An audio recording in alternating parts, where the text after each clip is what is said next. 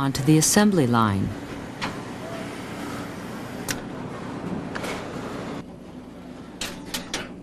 The boards are aligned by verifying known patterns with a video camera.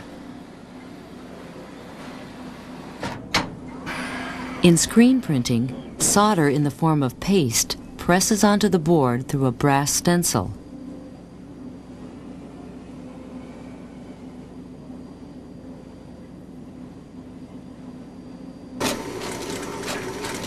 Pick-and-place machines automatically inspect each electrical component before placing it where the solder paste was deposited. This is known as surface mount technology.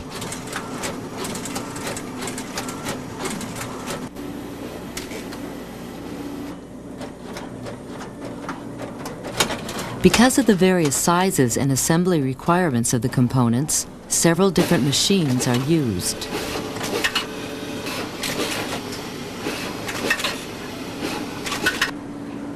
Now the boards go through an infrared oven.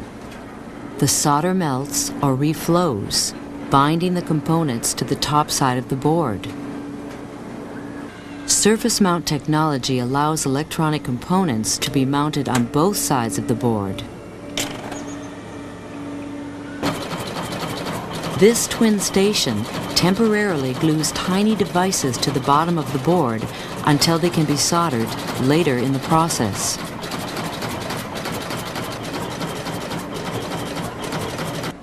The circuit board is again subjected to infrared reflow to harden the glue and then flips back to the top side. The other way of placing parts on the board is the through-hole assembly process. Here, electronic components with wire leads are inserted through holes in the circuit board.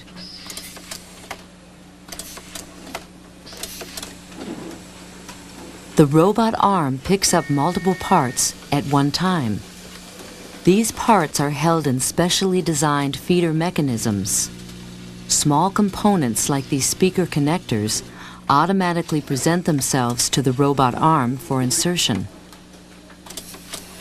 The wires that go through holes in the circuit boards are clinched from underneath to hold them in place until they are soldered.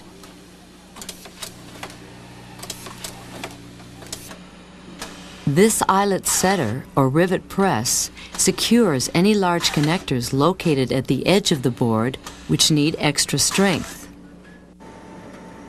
The circuit board now contains all of its components. An operator makes a final visual check.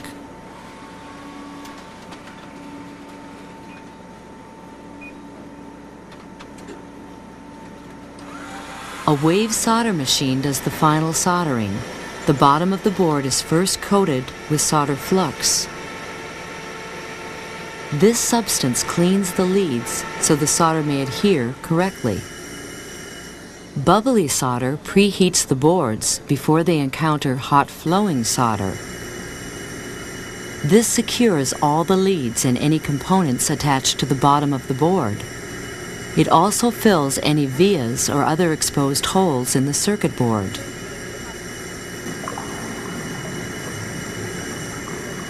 From beneath, we see the hot solder just touches the wire leads. The boards go on to be washed to remove contaminants and any remaining flux before they are electrically tested.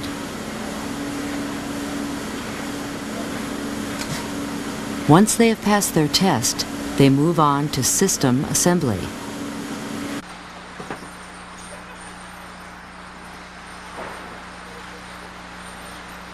The boards are placed in a computer casing. The speaker assembly and the data cables for the disk drive are then installed. The disk drive mounting bracket along with the floppy drive are inserted. The hard drive snaps into place and the drive power and data cables are attached. The power supply for the computer is installed. and the system is fired up to prepare it for the first phase of testing.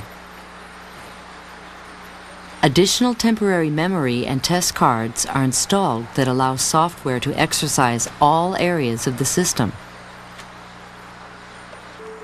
An operator monitors the testing and verifies that the system is running correctly.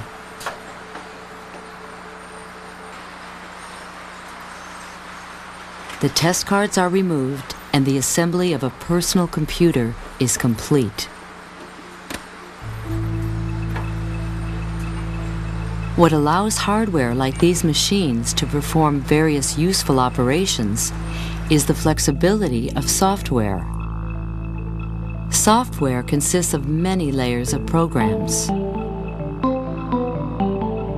System software takes a computer task, which a programmer has written in a high-level language, and converts it, using compiler and assembler programs, into the binary machine instructions. Operating systems direct the flow of binary information through the components to control the mechanical operations of a computer. Application programs use the structure of the operating system to provide instructions which result in the wide variety of tasks performed by computers. These programs and the data they need are kept